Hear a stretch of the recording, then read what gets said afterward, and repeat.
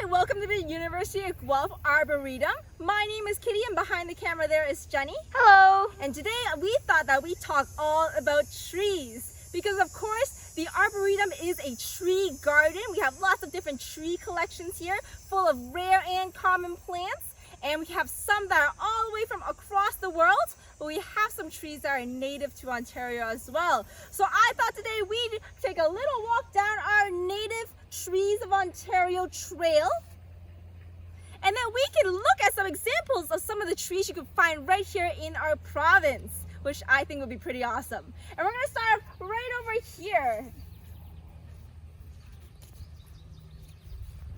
So if you're walking this trail on your own time, we have a bunch of handy signs on our native trees of Ontario to give you guys an idea of what you're taking a look at along our trail.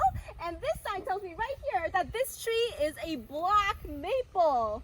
Now, of course, most people are familiar with the maple species, but the black maple is actually a subspecies of the sugar maple. And of course, people might be familiar with the sugar maple as the national tree of Canada, and the leaves of the sugar maple is actually what gave inspiration for our Canadian flag. So if you guys all picture our nice Canadian flag in your mind, that maple leaf figure on that Canadian flag was actually inspired by the leaf of a sugar maple. Now the black maple here is a subspecies of the sugar maple, and there are a couple differences in their leaves and other things, but we take a look at the leaf of a sugar maple here. So this is the leaf of a sugar maple, and I am using our native tree leaves in your neighborhood biodiversity sheet. So the Arboretum makes these biodiversity sheets with all these lovely pictures in a whole bunch of different topics, and you can order it all on our website if you're interested. But the sugar maple leaf here, it has these 3 lobes just like this, and these black maple leaves here, very similar. They also have 3 lobes on the leaves. A little bit tricky though, a couple differences to help you tell between a sugar maple and the subspecies of black maple is the leaves here, they're a little bit droopy. In the fall, they don't quite turn as orange as a sugar maple might. If you're imagining all those bright colors in the fall where all of our maple species turn different colors, these guys don't turn quite as orange as a sugar maple. And if you turn this leaf over and touch the underside, it's actually fuzzy. So there's a little layer of fuzz on the underside of these leaves, which make them really fun to touch, really fuzzy. So that's some of the things you can look for differentiating between a black maple and a sugar maple. Although they are the same species, these guys are just a different subspecies, which is pretty cool. Now let's continue along the trail and see what else we can find.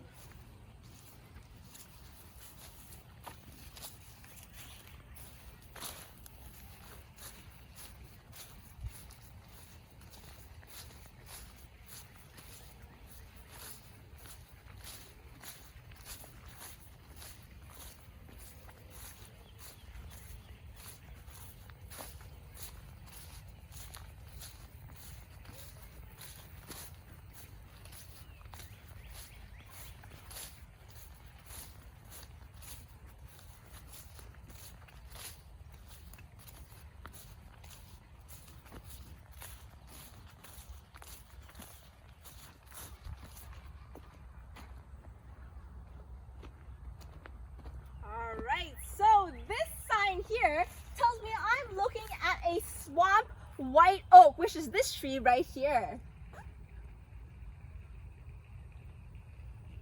And if we were to take a close look at the leaves of this oak tree, we could tell that is an oak tree because of its lobed leaves.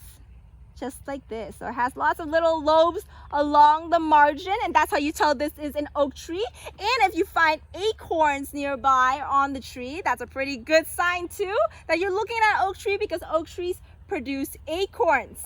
Now we can look here again on our native Trees of Ontario biodiversity sheets, and oak trees can kind of be divided into some families, different families. We have red oaks and white oaks, and they all have these lobed leaves, and of course bur oak is in there too. But you can tell the difference between a white oak and a red oak because these lobes on a white oak tree actually are very rounded, Whereas the lobes on a red oak tree, the leaves have very pointed lobes. So taking a look at this, you can see the lobes are rounded. They're not pointed like a red oak, so we can tell that this is in the white oak family. And of course, this, the sign over there gives us a big clue. This is swamp white oak. And like its name suggests, these guys, they actually like swampy kind of wet areas to live in, and they're pretty rare here in Ontario. And in some places in Canada, they're even endangered as well. So this is a cool tree to get to know and take a look at if you're walking along a trail. Now let's turn it over to Jenny. Let's see if she can show you some of the other plants further along these trails. Yeah, these trails are full of a ton of different species, so let's continue on, see what else is around.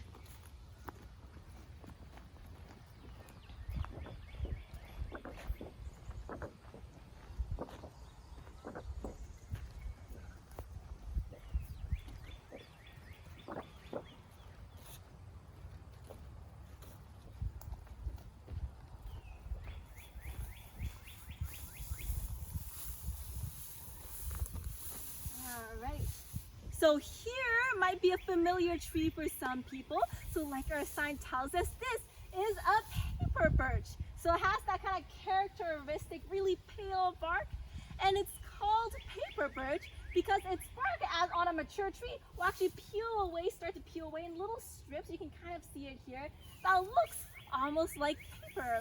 And its bark is so durable, it's not uncommon if you find like an old rotting log of a paper birch to see those strips of paper bark still kind of intact. In fact, a long time ago, and still today in some communities, natives used to use this bark to make things like canoes or baskets, which is pretty amazing. So it's a pretty important tree historically, culturally, and a really neat one that you can find pretty readily around here in Ontario. So that's pretty awesome. Let's continue on, see what else we can find.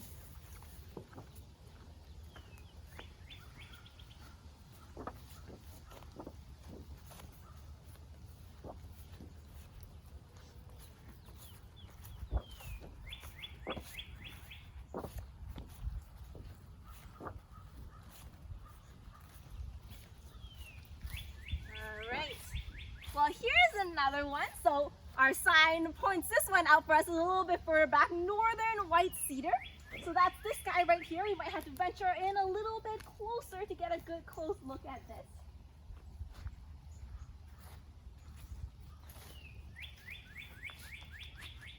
But this is a pretty common species in Ontario. It's pretty recognizable if you get a little closer to look at its leaves.